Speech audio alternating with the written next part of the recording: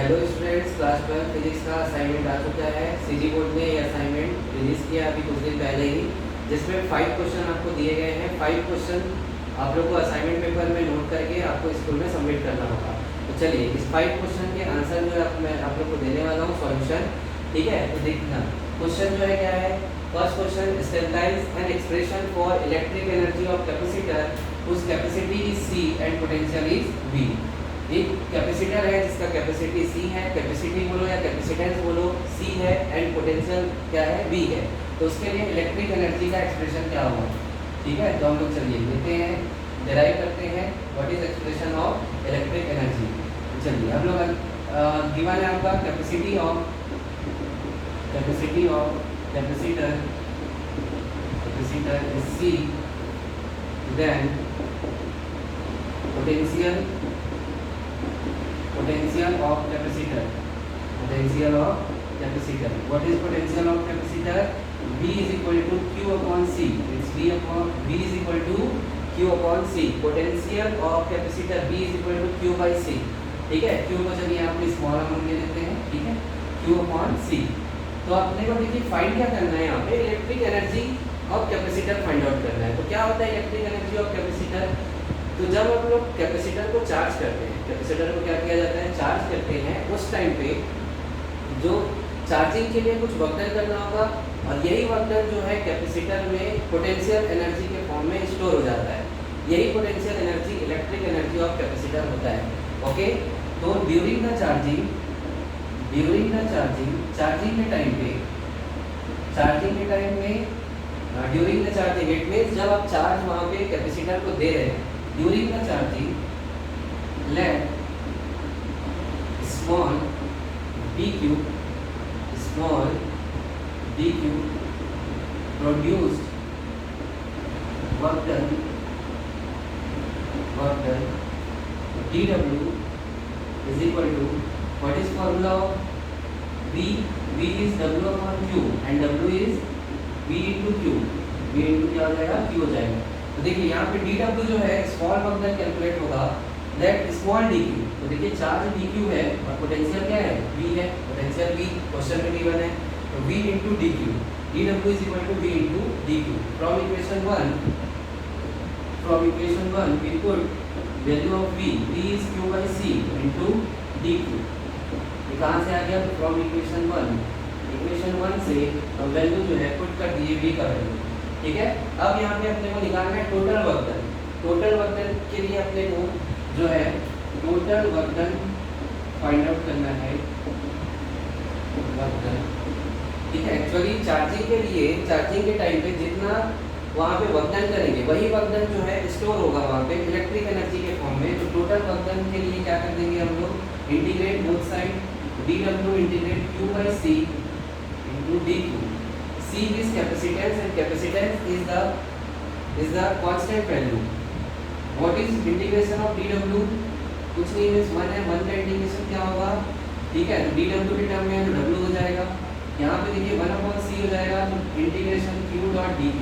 what is integration of x to the power n dx? integration of x to the power n dx is x to the power n plus 1 upon n plus 1। यहाँ पे देखिए Q और dq है, तो Q की power क्या हो जाना है, Q का पावर कुछ नहीं, मीन्स 1 है, 1 upon C Q 1 plus 1 upon 1 plus 1। ठीक है, ये तो यहाँ से देखिए क्या हो जाएगा, 1 upon C Q square upon 2। तो what is expression, Q square upon 2C, ये वर्क डन। और यही जो वर्क डन है वो कैपेसिटर में पोटेंशियल एनर्जी के फॉर्म में स्टोर हो जाएगा।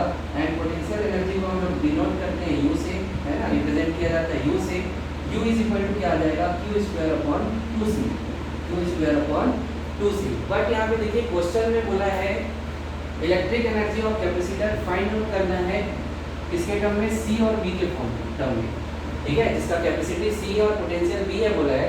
तो यहाँ पे हम लोग क्या करेंगे, U का जो वैल्यू है उसको हम लोग C और V के फॉर्म में डिराइव कर लेते हैं। ठीक है, तो C और V के फॉर्म में कैसे डिराइव करेंगे, तो ये फॉर्मूला अप्लाई करेंगे।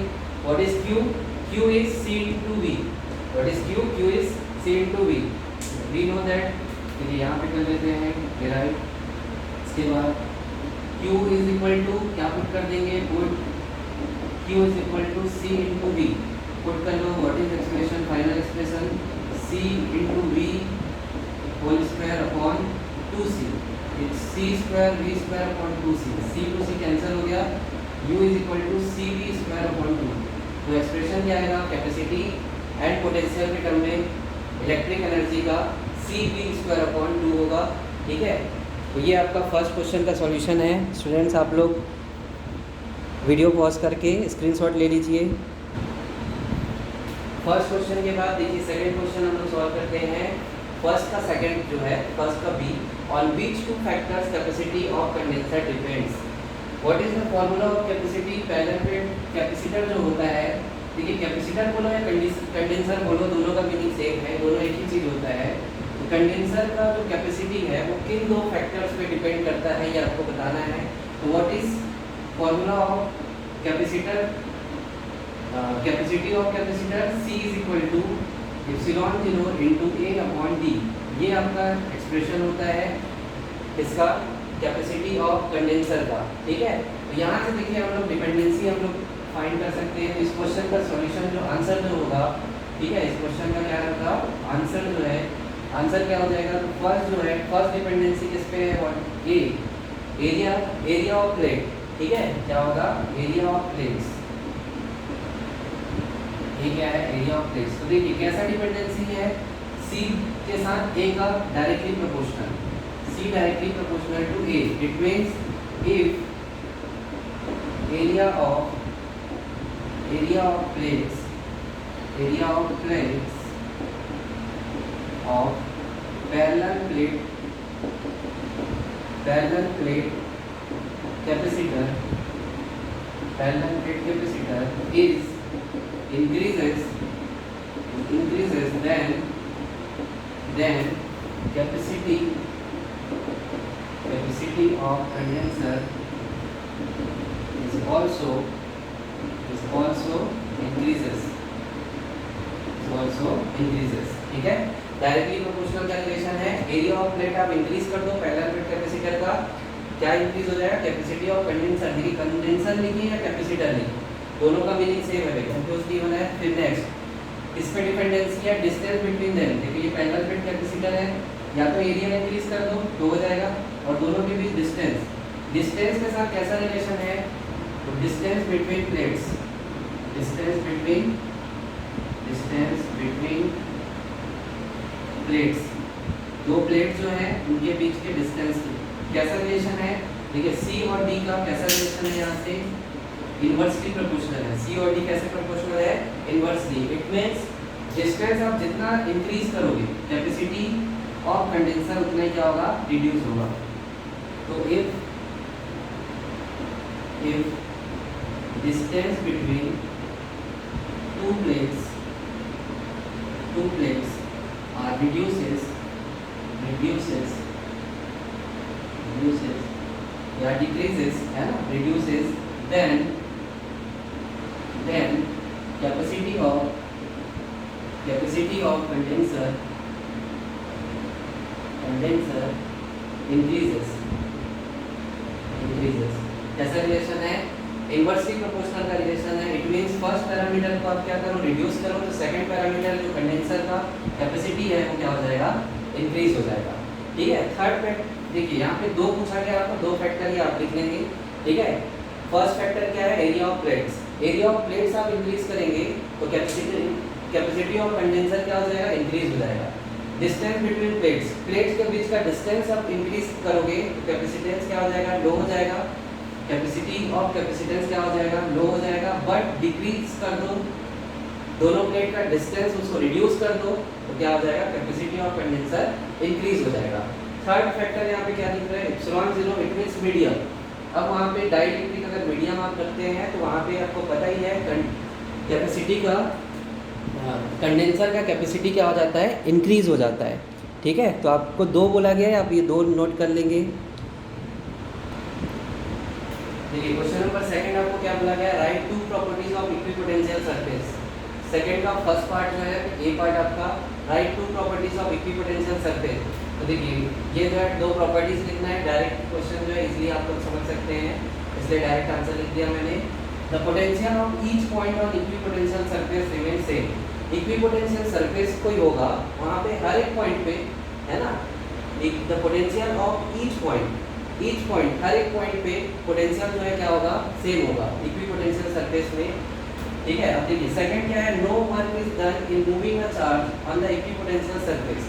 कोई इक्विपोटेंशियल सरफेस है, यहाँ पे चार्ज Q यहाँ से इधर पे मूव करेगा, तो यहाँ पे कोई भी वर्क नहीं करना पड़ेगा। क्यों नहीं करना पड़ेगा, क्योंकि देखिए पोटेंशियल डिफरेंस क्या है, दोनों पॉइंट का सेम है। पोटेंशियल डिफरेंस क्या है, सेम लिखे ना, the potential of each point on equipotential surface remain same. हर एक पॉइंट पे पोटेंशियल सेम है, तो पोटेंशियल सेम है तो कोई भी वर्क नहीं प्रोड्यूस, वहाँ पे वर्क एक्स्ट्रा वर्क करने की जरूरत नहीं है फॉर मूविंग का चार्जेस। कोई भी चार्ज को मूव कराने के लिए एक्स्ट्रा वर्क वहाँ पे करने की जरूरत नहीं है, ये लिखे यहाँ पर। नेक्स्ट जो सेकंड का बी है वो क्या है, electric dipole. What is electric dipole? Electric dipole क्या होता है, ये दो इक्वल एंड अपोजिट चार्ज का एक सिस्टम होता है जिसको वेरी स्मॉल डिस्टेंस में प्लेस किया जाता है। ठीक है, तो लिख लेंगे electric dipole it's system of two equal and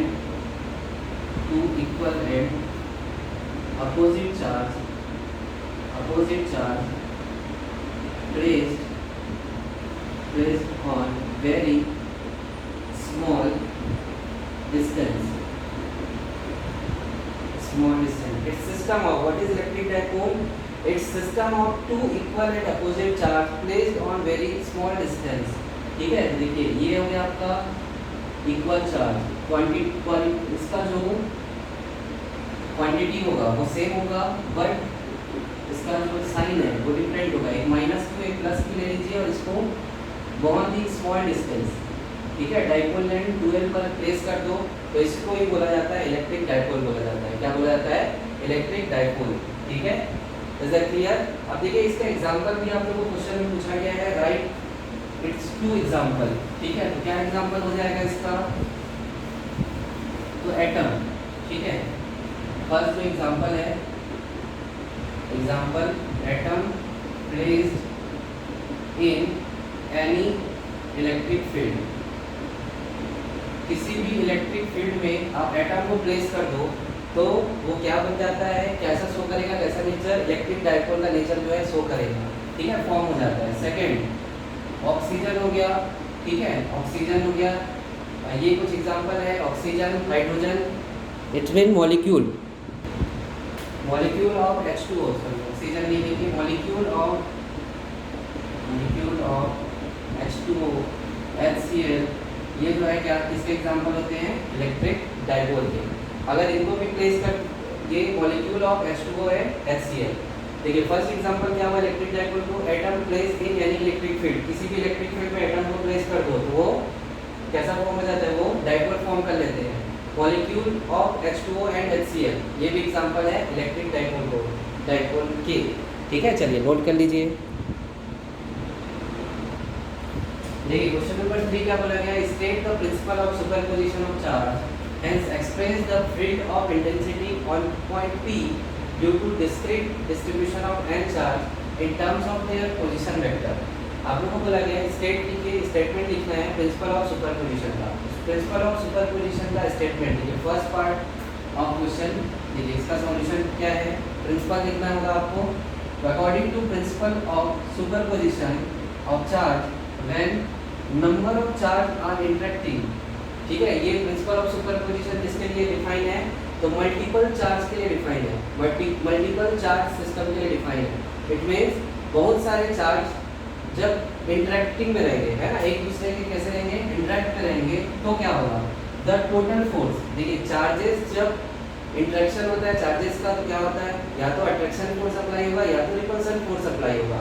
ठीक है, तो देखिए according to principle of superposition when number of charge are interacting, अब जब नंबर ऑफ चार्ज, बहुत सारे चार्ज इंटरेक्ट करेंगे, the total force on a given charge. ठीक है, आपको एक चार्ज गिवन रहेगा या एक पॉइंट गिवन रहेगा जहाँ पे टोटल चार्ज कितना होगा, कोई भी एक चार्ज पे टोटल चार्ज कितना अप्लाई हो रहा है, तो the total force on a given charge is the vector sum of the individual forces exerted on given charge by all the charges.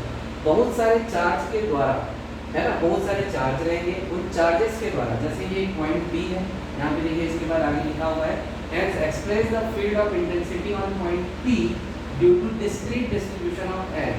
तो चलिए मैं एक पॉइंट P ले लिया, यहाँ पे एक चार्ज है Q1, यहाँ पे एक चार्ज है, कोई दूसरा चार्ज है Q2, ठीक है, कोई थर्ड चार्ज है Q3। तो देखिए पॉइंट P पे भी एक चार्ज होना चाहिए, ठीक है, टेस्ट चार्ज Q0 बोल देते हैं, ठीक। तो यहाँ पे क्या होगा, या तो इस Q के कारण एक फोर्स एक्सर्ट होगा, ठीक है, या तो अट्रैक्शन फोर्स हो सकता है या तो रिपल्सन भी हो सकता है, कोई भी दोनों में से एक फोर्स एक्सर्ट होगा वहाँ पे। तो Q के द्वारा जो फोर्स होगा, अज्यूम कर लेते हैं वो F1 हो गया, ठीक है, F1, और P पे अप्लाई हुआ तो F1P।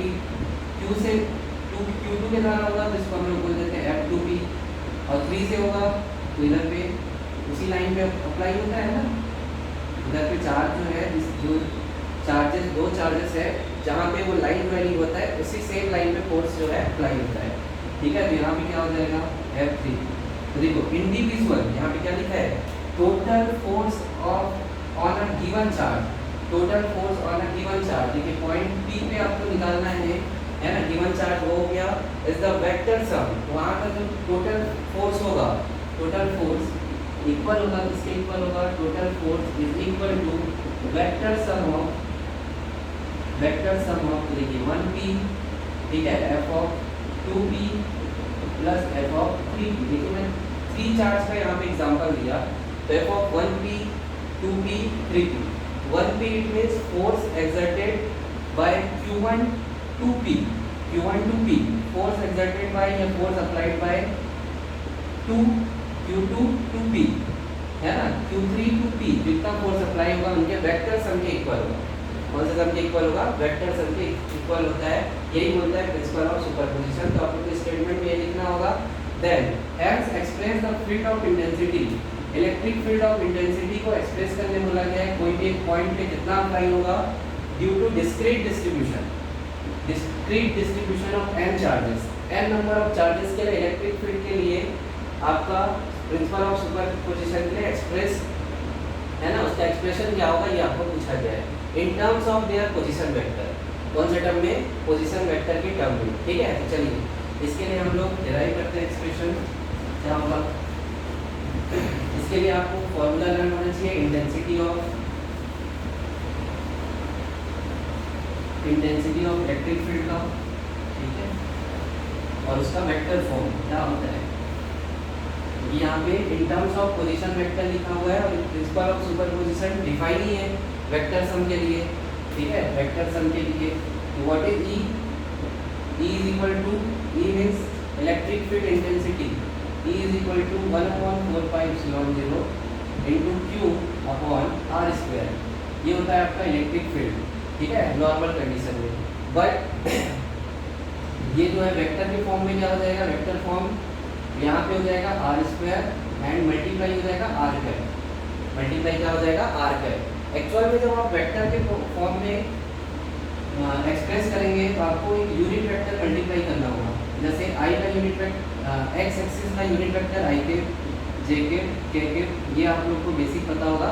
उसी टाइप से यहाँ पे एक यूनिट वेक्टर क्या मल्टीप्लाई करना होगा, डिस्टेंस का यूनिट वेक्टर आपको मल्टीप्लाई करना होगा, ठीक है। तो चलिए एक चार्ज हम लोग एक पॉइंट कंसीडर कर लिए, पॉइंट P पे n नंबर ऑफ चार्ज के लिए एक्सप्रेशन निकालना है, क्वेश्चन में लिखा हुआ है आपका, ठीक है। तो देखिए फर्स्ट पॉइंट P पे निकालना है, फर्स्ट Q1 चार्ज, अज्यूम कर लेते हैं ये Q2 है, ये Q3 है, ऐसे ही n नंबर ऑफ चार्जेस है, ठीक है, कितने तक है, Qn, ठीक है, Q4 कर लो, Q5, वैसे ही बहुत सारे, ऐसा एक सिस्टम है। तो यहाँ पे Q1 का कुछ अपना खुद का एक इलेक्ट्रिक फील्ड होगा, Q1 के इलेक्ट्रिक फील्ड के कारण यहाँ पे इलेक्ट्रिक फील्ड इंटेंसिटी जो है E1 अप्लाई होगा पॉइंट P पर, E1 भी बोल दिए। Q2 के कारण देखिए E1 Q के कारण है, सेकंड चार्ज के कारण यहाँ पे इलेक्ट्रिक फील्ड इंटेंसिटी कितना हो जाएगा, E2P हो जाएगा, P पॉइंट पे अप्लाई हो रहा है इसलिए P वहाँ पे शो कर दे रहे हैं। नेक्स्ट Q3 के कारण जो होगा ये सेम लाइन पे होता है, उसी लाइन पे है ना जहाँ पे दोनों चार्जेस जिस लाइन पे ज्वाइन करते हैं, ठीक है, उसी लाइन में इलेक्ट्रिक फील्ड लाइंस भी वहीं पे होते हैं, देन फोर्स भी सेम डायरेक्शन उसी पे अप्लाई होता है, उसी लाइन पे। तो यहाँ पे जो आपका इलेक्ट्रिक फील्ड इंटेंसिटी होगा वो क्या होगा, तो 3p बोल देते हैं, क्या होगा 3p। ऐसे ही Q4 से क्या होगा, तो देखिए यहाँ से एक लाइन ड्रॉप करेंगे, यहाँ से जो है कितना होगा E4p। n से करेंगे तो n से इस टाइप से इधर पे E n electric field at point P through point to charge n Qn, to charge Qn, ठीक है, इस टाइप से होगा इस लाइन में पॉइंट P पे। तो देखिए बहुत सारे चार्ज है Q1 Q2 Q3, ये एक पॉइंट P पे टेस्ट चार्ज रखा होगा, उस पर कितना फोर्स होगा, तो टोटल फोर्स के लिए डिफाइन है। तो सेम कॉन्सेप्ट इलेक्ट्रिक फील्ड के लिए भी डिफाइन है, ठीक है। तो total electric field intensity at point P is कितना हो जाएगा, पॉइंट P पे total electric field intensity at point P है ना, क्या हो जाएगा, बाय क्या अप्लाई कर देंगे यहाँ पे, by principle of superposition. Total को अपन बोल देते हैं E, electric field intensity E is equal to E1P। First charge से कितना इलेक्ट्रिक फील्ड वहाँ पे अप्लाई हो रहा है, ठीक है, कितना प्रोड्यूस हो रहा है इलेक्ट्रिक फील्ड E1P। सेकंड जो है उसको बोल देंगे E2P, सेकंड चार्ज से कितना होगा P पॉइंट पे E3P बोल देंगे। And this n number of system के लिए बोला गया है, तो n जो चार्ज है, ठीक है, जिसका चार्ज कितना होगा Qn, उसके द्वारा जो होगा उसको बोल देंगे Np, क्या बोल देंगे Np। E1P, चलिए हम लोग लिखते हैं यहाँ पे electric field intensity at point P due to Q1। किसी भी एक चार्ज के कारण इलेक्ट्रिक फील्ड इंटेंसिटी का फॉर्मूला होता है, we know that 1E1P is equal to 1/4 pi epsilon 0 into Q1। देखिए चार्ज क्या है, Q1 है, Q1 आ जाएगा। एंड डिस्टेंस इज, अब डिस्टेंस जो है देखिए यहाँ पे डिस्टेंस कंसीडर करो, Q1 से P का जो डिस्टेंस है वो R1P है, कितना है R1P, R1P square into R1P cap. जो डिस्टेंस है उसका यूनिट वेक्टर आपको मल्टीप्लाई करना होगा, ठीक, ये E1P हो गया। इलेक्ट्रिक फील्ड ऐसे ही, electric field intensity at point P due to Q2 charge के कारण E2P electric field at point P इसके थ्रू सेकंड चार्ज Q2 के थ्रू, तो E2P इज इक्वल टू क्या हो जाएगा 1/4 pi epsilon 0 into Q2 upon R2P square into R2P cap, ठीक है। ये इसका वेक्टर फॉर्म होता है, वेक्टर फॉर्म जो लिखा हुआ है।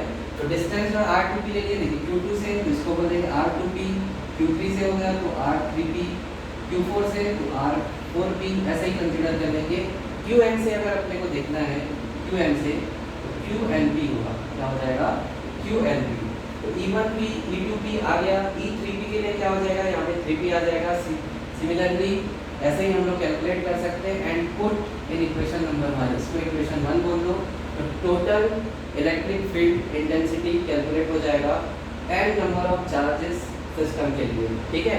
तो क्या होगा देखिए फाइनल एक्सप्रेशन, चलिए सब्स्टिट्यूट कर देते हैं from equation 1 E1P and E2P, ठीक है। आप लोग जो है नोट कर लेंगे, चलिए मैं ऊपर ये लिखा के यहाँ पे final expression from equation 1। Equation 1 कहाँ से आ गया, तो इसी को हम लोग नेमिंग कर दिए, इसको बोल रहे हैं इक्वेशन 1 है total electric field intensity at point P mention कर लेना पॉइंट P के लिए। E1P, what is E1P, 1/4 pi epsilon 0 into Q1 upon R1P square into R1P cap plus 1/4 pi epsilon 0 into Q2 upon R2P square into R2P cap plus, चलिए रब कर दे रहा हूँ मैं, ठीक है, पोजीशन वेक्टर के टर्म में बुला लिया है ना, तो इसलिए इसको वेक्टर फॉर्म में हम लोग पहले नोट कर लिए। देखिए यहाँ से पुट कर रखी है ना वैल्यू को, E2P जो निकाले थे ये पुट कर लो ऐसे ही, dash dash dash dash n number के लिए क्या हो जाएगा 1/4π0 into Qn upon RnP square into RnP cap. ठीक, अब देखिए इसमें कुछ कॉमन टर्म्स आपको दिख रहा है। Electric field intensity at point P is 1/4π0, common term है 1/4π0 1/4π0। तो देखो इलेक्ट्रोस्टैटिक में जो कांस्टेंट होता है वो यही वैल्यू होता है 1/4π0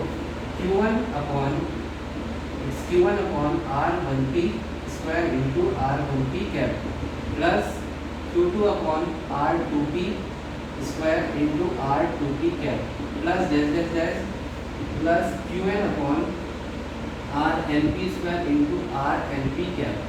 ये होगा आपका फाइनल एक्सप्रेशन कोई भी पॉइंट P के लिए, है ना, कोई भी पॉइंट P के लिए जो n नंबर ऑफ चार्जेस के बीच में रखा हुआ है, जहाँ पे टेस्ट चार्ज प्लेस है, तो उस पर इलेक्ट्रिक फील्ड इंटेंसिटी के लिए एक्सप्रेशन ये होगा। इतना चीज़ आपको लिखना होगा, ठीक है। नेक्स्ट क्वेश्चन नंबर 4 का फर्स्ट है, इलेक्ट्रिक ससेप्टिबिलिटी को डिफाइन कीजिए बोला गया है। तो क्या होता है, देखिए पोलराइजेशन इफेक्ट आप लोग पढ़े होंगे कि आप लोग जो है पैरेलल प्लेट्स के बीच में इसको जो है पॉजिटिव चार्ज नेगेटिव चार्ज दे दिए और इसके बीच में डाइलेक्ट्रिक मीडियम रख दीजिए। ये क्या है, डाइलेक्ट्रिक मीडियम। डाइलेक्ट्रिक मीडियम का फिनोमिना है, ठीक है। यहाँ पे ही डाइलेक्ट्रिक मीडियम में ही शो होता है electric susceptibility, okay.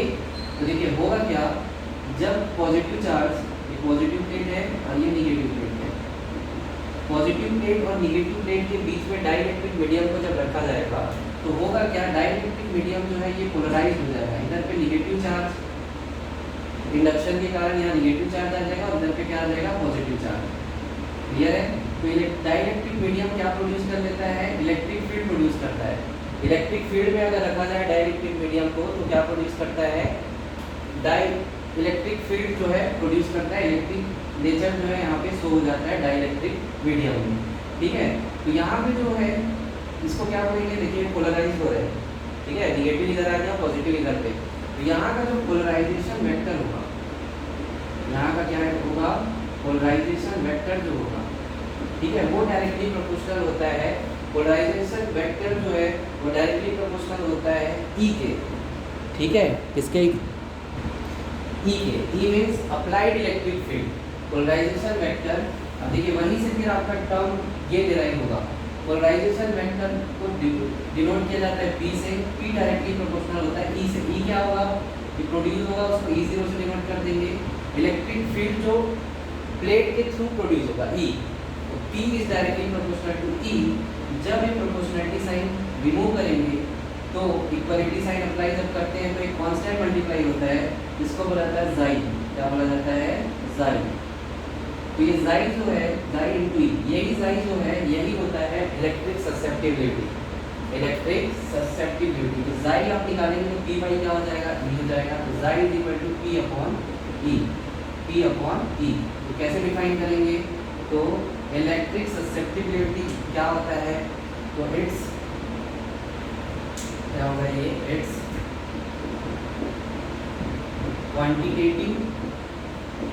Quantitative measure of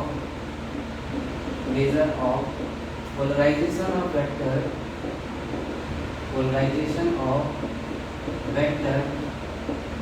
if dielectric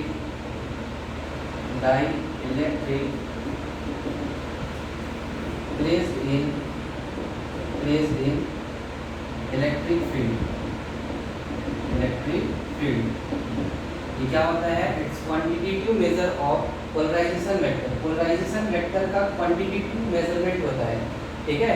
actual में कितना पोलराइजेशन वेक्टर, कितना पोलराइज हुआ वहाँ पे, है ना। पोलराइज मीन्स एक साइड पे नेगेटिव चार्ज का आ जाना, एक साइड पे पॉजिटिव चार्ज का, वहाँ पे पॉजिटिव चार्ज आ जाना, उसी को बोलते हैं पोलराइजेशन। तो ये कितना वहाँ पे पोलराइजेशन हुआ ड्यू टू क्या डाइलेक्ट्रिक मटेरियल जो है उसको कहाँ पे प्लेस कर दो, इलेक्ट्रिक फील्ड में प्लेस कर दो, तो कितना P जनरेट हुआ, वही होता है इलेक्ट्रिक ससेप्टिबिलिटी। तो ये क्या होता है, एक क्वांटिटी होता है, क्या चीज़ बताएगा आपको, एक क्वांटिटी को बताता है। Psi is equal to P upon E, it is denoted bye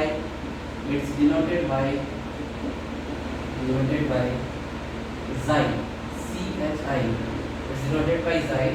and ये देखिए ये क्या है, एक कांस्टेंट वैल्यू है, क्या है, कांस्टेंट, इट्स कांस्टेंट, क्या है, कांस्टेंट वैल्यू। तो इसका क्या होगा, एक कांस्टेंट वैल्यू होता है Xi। यही आपका इलेक्ट्रिक ससेप्टिबिलिटी किसका कॉन्सेप्ट है, डाइलेक्ट्रिक मीडियम का कॉन्सेप्ट है ये। चलिए स्टूडेंट सेकंड क्वेश्चन जो है फोर्थ का अपन करते हैं। डाइलेक्ट्रिक स्ट्रेंथ क्या होता है, तो it's electric strength of dielectric material. देखो ये डाइलेक्ट्रिक मटेरियल की प्रॉपर्टी होती है कि उसका इलेक्ट्रिकल स्ट्रेंथ कितना है, ठीक है, इसी को जो है क्या बोलते हैं, डाइलेक्ट्रिक स्ट्रेंथ बोला जाता है।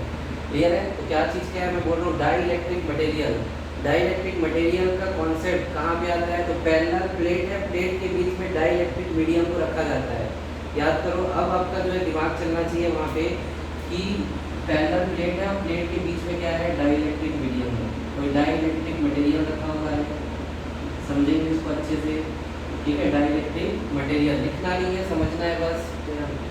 मीन्स आपको असाइनमेंट को लिखने के साथ साथ समझना भी है ना। ये क्वेश्चन जो दिया हुआ है डाइलेक्ट्रिक स्ट्रेंथ, यहाँ पे होगा कि maximum value of electric field which applied on parallel plates, कि पैरेलल प्लेट के बीच में आप जितना ई मैक्सिमम इलेक्ट्रिक फील्ड का वो मैक्सिमम वैल्यू जो आप अप्लाई करेंगे प्लेट्स के बीच में, ठीक है, तो क्या होना चाहिए, जो डाइलेक्ट्रिक मटेरियल है उसके मॉलिक्यूल्स के ब्रेक हुए हुए, ठीक है, लिखा हुआ देखिए, वो मैक्सिमम इलेक्ट्रिक फील्ड जो आप अप्लाई करो प्लेट के बीच में without breaking of molecules of dielectric material, है ना। मतलब आप मैक्सिमम इलेक्ट्रिक फील्ड अप्लाई कर लो, लेकिन कब तक, जब तक डाइलेक्ट्रिक का मॉलिक्यूल्स, डाइलेक्ट्रिक मटेरियल में मॉलिक्यूल्स प्रेजेंट होंगे, वो मॉलिक्यूल्स ब्रेक नहीं होने चाहिए।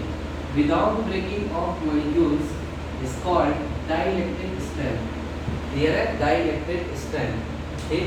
Maximum value of electric field इन दोनों प्लेट के बीच इलेक्ट्रिक फील्ड इंटेंसिटी का वो मैक्सिमम वैल्यू जहाँ तक कि डाइलेक्ट्रिक जो है उसको अडॉप्ट कर पाए विदाउट ब्रेकिंग ऑफ मॉलिक्यूल्स, उसके मॉलिक्यूल्स के ब्रेक होने तक, ठीक है, उसी को बोलेंगे डाइलेक्ट्रिक स्ट्रेंथ। देखिए एक सिंपल इलेक्ट्रिकल स्ट्रेंथ को शो करता है किसी भी डाइलेक्ट्रिक मटेरियल पर, है ना। उसी फिनोमिना को फिजिक्स में क्या बोला गया है, डाइलेक्ट्रिक स्ट्रेंथ बोला गया। What is dielectric material, it's insulating material, है ना। डाइलेक्ट्रिक मटेरियल कैसे होते हैं, इंसुलेटेड होते हैं, ओके। चलिए नोट कर लीजिए ये भी। चलिए क्वेश्चन नंबर 5 जो है आपके असाइनमेंट का लास्ट क्वेश्चन, गॉस थ्योरम को पूछा गया है। गॉस थ्योरम ऑफ इलेक्ट्रोस्टैटिक्स आपको डिफाइन करना है, देन इसको प्रूव भी करना है, ठीक है। क्या होता है इसका स्टेटमेंट, ठीक है, स्टेटमेंट क्या होगा, the net electric flux inside the net electric flux inside the closed surface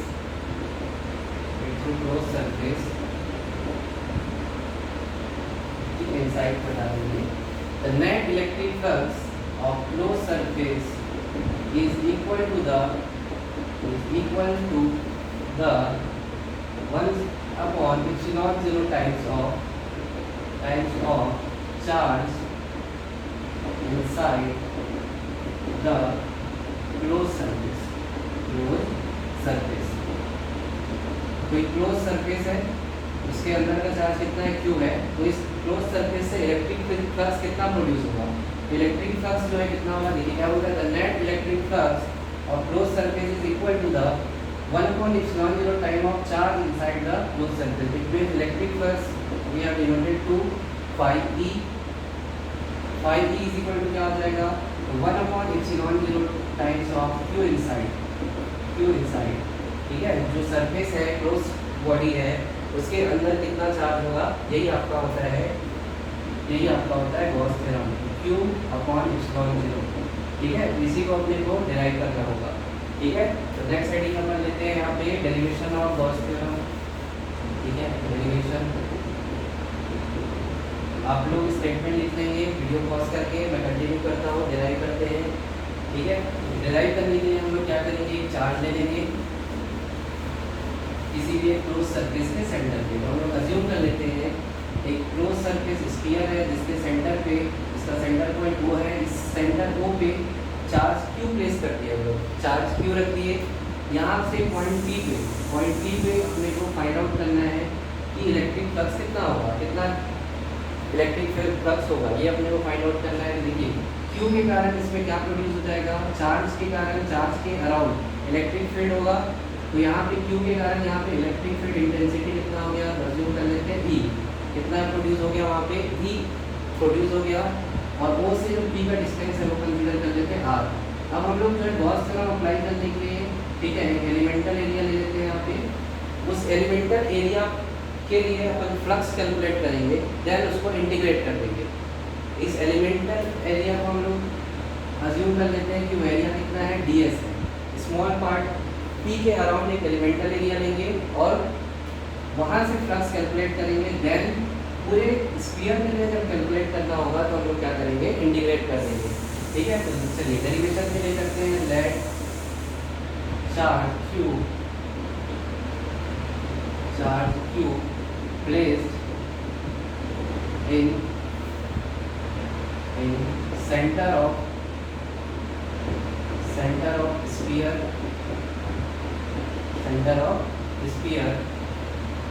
take a point P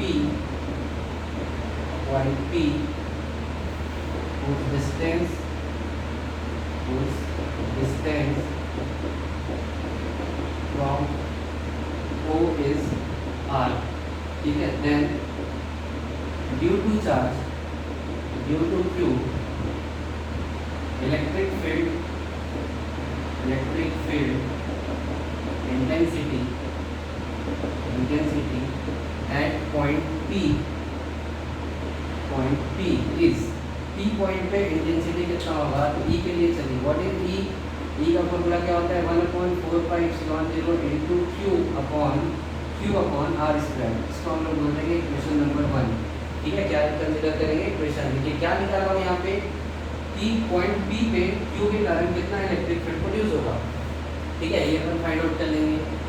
take small elemental area ds and electric flux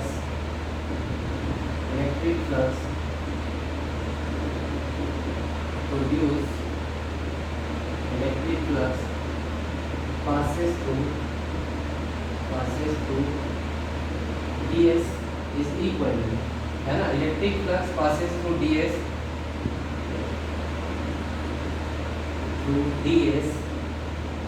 is d phi.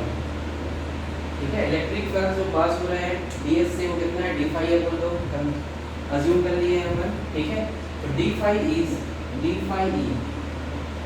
Equal to, what is the formula of d phi? Phi का formula क्या होता है, तो e into ds, elemental area ds है, into cos theta. अब यहाँ पे देखिए थीटा कितना होगा, तो देखिए ds और e। ठीक है, एलिमेंटल एरिया वेक्टर कैसे लेते हैं, तो सरफेस के परपेंडिकुलर, सरफेस से कैसा रहेगा, देखिए सरफेस हो गया तो उसके परपेंडिकुलर एरिया वेक्टर होगा। तो एरिया वेक्टर ds जो एरिया वेक्टर और e दोनों के बीच एंगल कितना फॉर्म होगा, तो इससे 90 और ये परपेंडिकुलर कितना हो जाएगा, 0 डिग्री। cos 0 कितना हो जाना है, यहाँ से d phi is equal to e into ds into cos 0 degree. d phi e is equal to e into ds, क्या आ जाएगा, e into ds आ गया। अब अपने को total flux inside the close surface अपने को कैलकुलेट करना है। तो टोटल फ्लक्स के लिए क्या करेंगे, इसको इंटीग्रेट कर देंगे। ठीक है, टोटल फ्लक्स अपने को कैलकुलेट करना होगा, इसके लिए क्या करेंगे, इंटीग्रेट कर देंगे। यहाँ तक आप लोग लीजिए स्क्रीनशॉट, फिर आगे करते हैं।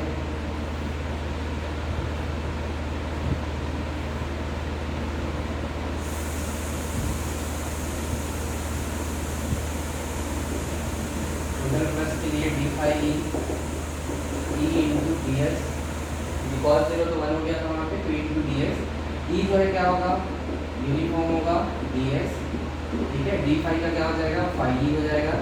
ई का वैल्यू फ्रॉम इक्वेशन 1 सब्स्टिट्यूट कर देंगे, from equation 1 value of E from equation 1 phi E क्या हो जाएगा आपका 1/4 pi epsilon 0 into integration of ds, ठीक है।